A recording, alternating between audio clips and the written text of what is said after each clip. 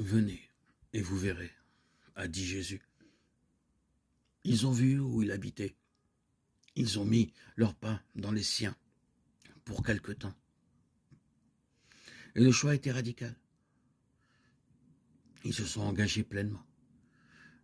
Mais les disciples le suivent non pas que par curiosité, mais pour vivre des événements avec lui. Sont-ils capables de le suivre réellement et concrètement? Souhaitent-ils vivre ce qu'il aura à vivre jusque dans la passion?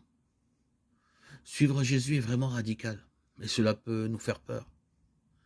Pourtant, c'est un cœur humble et un véritable compagnon sur le chemin.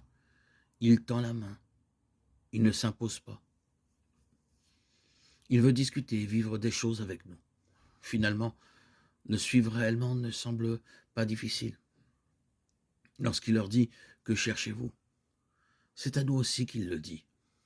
À nous d'essayer de répondre à cette question. Comme si, à nous aussi, Jean le Baptiste disait « Voici l'agneau de Dieu, celui qui veut demeurer en nous. » Comme Abraham, à qui Dieu a dit « Regarde le ciel et compte les étoiles si tu le peux » Genèse 15, 5. Les mages ont scruté le firmament au point d'y distinguer une étoile inconnue. Comme Abraham, ils ont tout quitté pour aller vers un pays lointain.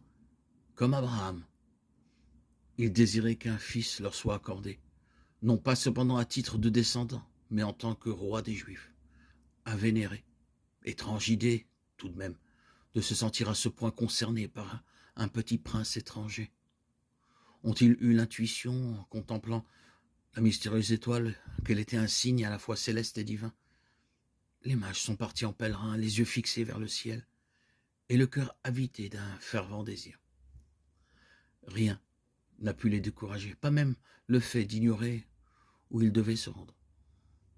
Quel contraste entre la confiance qui les porte et le tourment d'Hérode, roi des Juifs, se découvrant un rival. C'est pourtant lui qui donnera l'ultime indication dont les mages ont besoin. C'est à Bethléem que le Messie doit naître. En retrouvant l'étoile, ils éprouvent une très grande joie, prélude à la rencontre tant désirée avec l'enfant. Leur désir est accompli et même comblé. Le cœur brûlant, ils peuvent repartir chez eux par un autre chemin, précise l'Évangile. Au-delà de la nécessité d'éviter Hérode, on peut entendre que leur vie ne sera jamais plus comme avant. Comme les mages, c'est à nous de nous mettre en marche. Se mettre en marche est caractéristique de celui qui va à la recherche du sens de la vie. L'espérance ne déçoit pas, Romains 5, 5. Si nous avons l'impression de faire du surplace ou de tourner en rond, il est temps de prendre modèle sur les mages et de partir guidés par une étoile à la rencontre de notre Seigneur.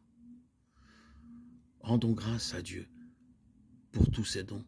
Bien sûr, le monde est rempli de choses peu réjouissantes et notre propre péché, hélas, y contribue. Il faut prêter attention à tout le bien qui est présent dans le monde pour ne pas tomber dans la tentation de se considérer dépassé par le mal et par la violence. La violence est d'ailleurs présente dans l'épisode des mages, puisque Hérode a le sinistre projet de faire périr l'enfant. Pourtant, une étoile brille dans la nuit noire et les voyageurs parvenus au but éprouvent une très grande joie.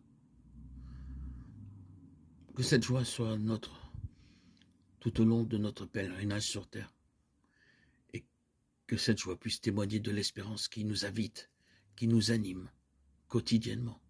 Louons le Seigneur, louons et glorifions le Seigneur. Gloire à Dieu, au plus haut des cieux, et paix sur la terre aux hommes qu'il aime.